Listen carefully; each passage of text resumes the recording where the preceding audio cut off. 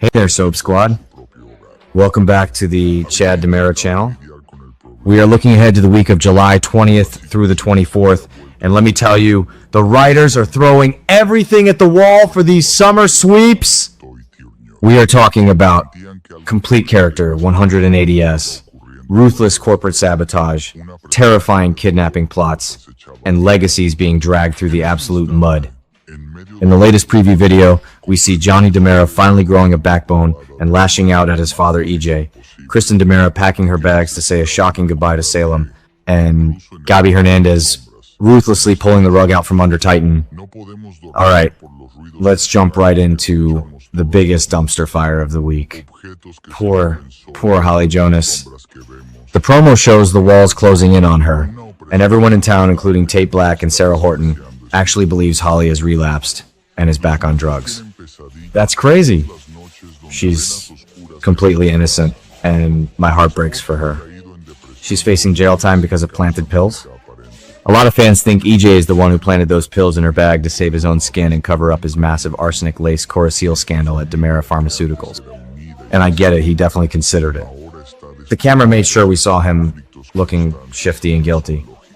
But here's the kicker. I actually think something else is going on. I know EJ's acting like a total monster lately, but think about his psychological profile. He actually cares about Holly on some twisted level. I think planting the drugs directly on her is a line he couldn't cross at the last second. My theory? I am putting my money entirely on Amy Choi. Yep. I think Amy paid off a nurse at the hospital to plant that stash when EJ wasn't looking, which technically clears EJ of the physical act even if his hands are still dirty in the grand scheme of things. Amy wants vengeance for Sophia, and she will stop at nothing to see Holly rot in a cell. But the person making my blood boil the most right now isn't even EJ or Amy. It's Johnny DiMera. What on earth is Johnny doing? He literally knows what his father was planning. He has the truth about the tainted Coraceal drugs, the arsenic cover-up that killed Destiny and Clea Rowland, and he's just standing around looking mildly upset. Dude, speak up. You are letting an innocent girl take the fall for a massive public health crisis. It is absolutely pathetic. It reminds me of the exact same spineless cowardice we saw from the DiMera men back in the late 2010s, where they would just cover for each other while the women took the fall. Johnny needs to march straight to Brady Black and Steve Johnson and come clean. Period. If he doesn't, I am officially done with him. This is exactly why I will always passionately defend Chad DiMera on this channel. Chad has a moral compass and would never stand by and let a young girl be framed just to protect a toxic corporate empire. Johnny is proving he doesn't have the guts to be a true legacy hero. And speaking of DiMera's, I need to rant about EJ for a minute. I ruthlessly hate what they are doing to his character. People keep defending him in the comments saying, oh, he's just becoming the new Stefano. No. Stop it. Stefano DiMera was a magnificent bastard. You love to hate Stefano. Remember back in 2014 when Stefano was pulling strings from Europe and orchestrating massive chessboard moves? He had panache. He had charm. He commanded respect. EJ right now is just slimy, unlikable, and frankly, sloppy. At least with Stefano, the manipulation was an art form. I think turning EJ into this one-dimensional villain is a huge mistake because it strips away all the nuanced charm that made us tolerate his dark side in the first place. Now, take a breath, because we need to talk about Gabi. Frickin' Hernandez. Did you see her reaction to rescinding her offer to bail out Titan Industries with her Stefan DiMera inheritance funds? Amazing. I literally screamed at my screen. A lot of the audience is laughing, thinking it's hilarious that she's leaving Philip Kiriakis and Xander Cook high and dry after promising to make things right. Xander must be blowing a gasket right now. But let's dig into the psychology of Gabi for a second. Gabi is the ultimate survivor. She always has been. Look back to 2019 when she ruthlessly used Stefan's heart to blackmail Lonnie Price at her wedding. Gabi doesn't do anything unless it benefits Gabi. She is master of the slow burn revenge plot. So why the sudden change of mind regarding Titan? My prediction? She realized her own knockoff business, Gabi Chic, could actually absorb the fallout of a Titan collapse, and she's secretly plotting a hostile takeover of Titan's remaining assets once they declare bankruptcy. And you won't believe what the rumor mill is saying. Gabi and Leo Stark are teaming up next week. Imagine those two running a corporate empire together. It's giving me life, but it also proves you can never, ever trust her.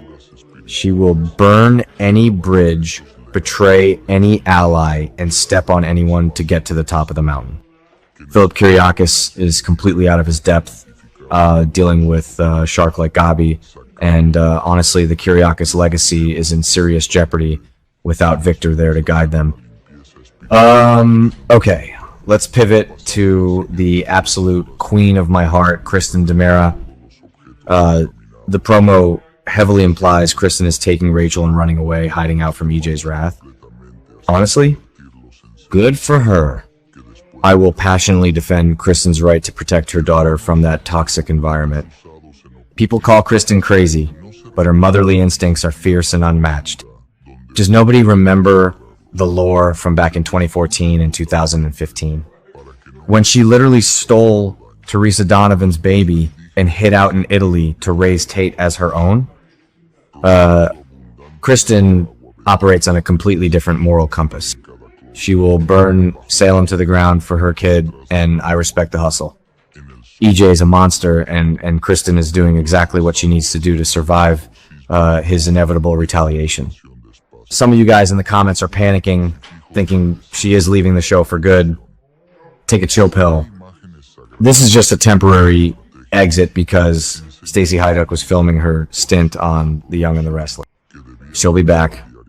But story-wise, I think she's taking Rachel to a remote island, maybe even the old Maison Blanche property. But I do worry about Rachel's psyche. That kid has DiMera blood, mixed with Kristen's plotting skills and Brady's addictive personality. By the time they return to Salem, Rachel's going to be a full-blown teenage terror, and I cannot wait for that plot twist. It is going to be epic. Finally, let's look at the sheer chaos happening at the hospital. Kayla Johnson just told EJ his ownership was revoked by the state board, and he has exactly 90 days to sell the facility to Gwen Rizchek. Why does Gwen even want to buy a failing hospital? It makes zero sense structurally, but I am living for the drama. But here is the real cliffhanger. We hear Leo Stark in the promo saying, "Would you look at that? Her bed is still turned down." Leo is playing detective at the Salem Inn because Gwen hasn't come home. I think Dmitry von Leuschner kidnapped her. The history between them is too messy to leave alone. Gwen was shockingly kidnapped on Friday, July 17, and Leo stumbling into, "This is exactly the kind of comic relief we need right now." So, to wrap this wild ride up, next week is going to be explosive. We've got corporate betrayals, legacy characters on the run, and innocent people facing jail time. Do you guys agree with my Amy Choi theory? Am I being too hard on Johnny? Sound off in the comments down below. I read every single one of them. Don't forget to like, subscribe, and hit the bell so you never miss an update from the Chad DiMera channel. See you next time, soap fans.